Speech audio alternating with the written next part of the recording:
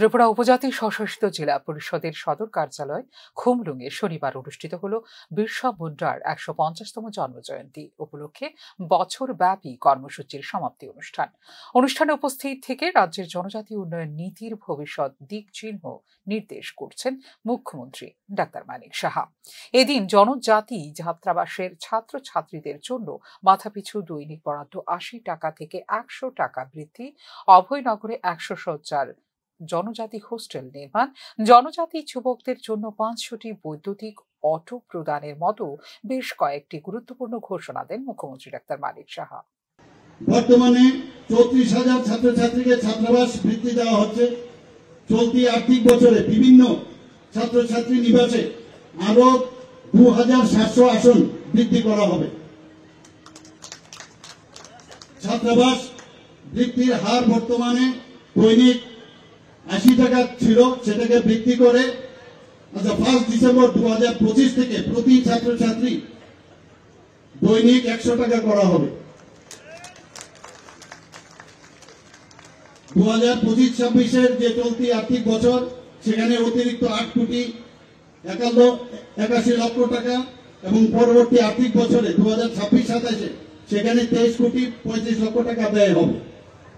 আগরতলার অভয়নগরে যে কলেজ পড়ুয়া ছাত্রদের জন্য ১০০ শয্যা বিশিষ্ট একটি বয়েজ হোস্টেল নির্মাণ করা হবে, যার জন্য আর্থিক ব্যয় হবে ৫,৭৪ লক্ষ টাকা। ক্রীড়া দক্ষতা ও খেলোয়াড়ি মনোভাবের বিকাশের জন্য আগে শুধু সরকারি হোস্টেলগুলোতে ক্রীড়া সামগ্রী বিতরণ করা হতো। এই বছর যেগুলো এনজিও দ্বারা পরিচালিত হয় সেই হোস্টেলগুলোকেও ক্রীড়া সামগ্রী বিতরণ করা হবে। এর জন্য প্রায় ৯০ লক্ষ টাকা ব্যয় করা হবে। ইতিমধ্যে ১০০টি সরকারি এসটি হোস্টেল স্মার্ট ক্লাস স্থাপন করা হয়েছে। আরো ৭০টি সরকারি এসটি হোস্টেল স্মার্ট ক্লাস সুবিধা সম্প্রসারিত করা হবে। এর জন্য প্রায় ২,৮০ লক্ষ টাকা ব্যয় হবে। মুখ্যমন্ত্রী ট্রাইবাল ডেভেলপমেন্ট মিশনের অধীনে ১৯ কোটি টাকার আর্থিক সহায়তায় ৫০টি জনজাতি সরকারি হোস্টেলে সৌর শক্তি ভিত্তিক জল পরিশোধক সহ কম্পোজিট সৌর ইউনিট স্থাপন করা হবে। চিফ মিনিস্টার ট্রাইবাল ডেভেলপমেন্ট মিশনের অধীনে ৫০০টি বৈদ্যুতিক অটো বেকার জনজাতি যুবতীদের মধ্যে বিতরণ করা হবে, যার আর্থিক ব্যয় হবে ২০ কোটি টাকা। শুধু তাই নয়, রেজিস্ট্রেশন, ইন্স্যুরেন্স ইত্যাদির জন্য সরকার থেকে প্রয়োজনীয় সহায়তা দেওয়া হবে। এছাড়াও এই মিশনের অধীনে মোটর ড্রাইভিং প্রশিক্ষণের জন্য উদ্যোগ নেওয়া হয়েছে।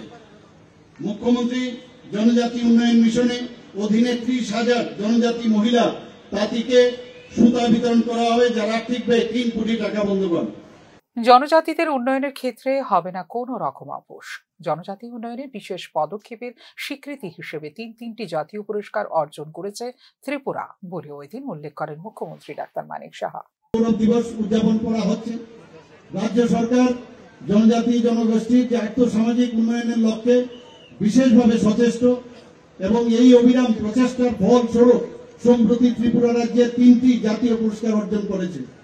পিএম জনমন এবং ধরতি আভা জনভাগিদারি অভিযান বাস্তবায়নের সেরা পারফর্মিং রাজ্য হিসাবে 2টি পুরস্কার লাভ করেছে। বন্ধুগণ, 17 অক্টোবর 2025 দিল্লির বিজ্ঞান ভবনে আয়োজিত আজি কর্মসূচি অভিযান, সেখানে জাতীয় সম্মেলনে ত্রিপুরার জনজাতি কল্যাণ দপ্তরের যিনি সচিব আছেন মাননীয় রাষ্ট্রপতি শ্রীমতী দ্রৌপদী মুর্মুর কাছ থেকে এই পুরস্কার গ্রহণ করেন। এছাড়াও পিএম জনমন বাস্তবায়নের জন্য দেশের মধ্যে সেরা পারফর্মিং জেলা পুরস্কারটিও উত্তর ত্রিপুরা জেলাকে দেওয়া হয়েছে। বন্ধুগণ, জনজাতিদের আর্থ-সামাজিক উন্নয়নে ত্রিপুরা উপজাতি স্বশাসিত জেলা পরিষদের সদর কার্যালয় খুমলুঙে এদিন একগুচ্ছ সিদ্ধান্ত ঘোষণার মধ্য দিয়ে রাজ্যের জনজাতি সম্প্রদায়ের মধ্যে বিশেষভাবে জনপ্রিয়তা অর্জন করেছেন মুখ্যমন্ত্রী ডাক্তার মানিক সাহা। উল্লেখ করা যেতে পারে, বিরসা মুন্ডার ১৫০তম জন্মবার্ষিকী উদযাপন উপলক্ষে বছরব্যাপী কর্মসূচি শেষ হয়েছে শনিবার। ১৫ নভেম্বর ২০২৪ সাল থেকে জনজাতি গৌরব দিবস হিসেবে পালিত হয়েছে এই কর্মসূচি, যা শেষ হয়েছে শনিবার অর্থাৎ ১৫ নভেম্বর ২০২৫। 25-এ বিহারের জামুইতে এই কর্মসূচি উদযাপনের সূচনা করেছিলেন প্রধানমন্ত্রী নরেন্দ্র মোদী।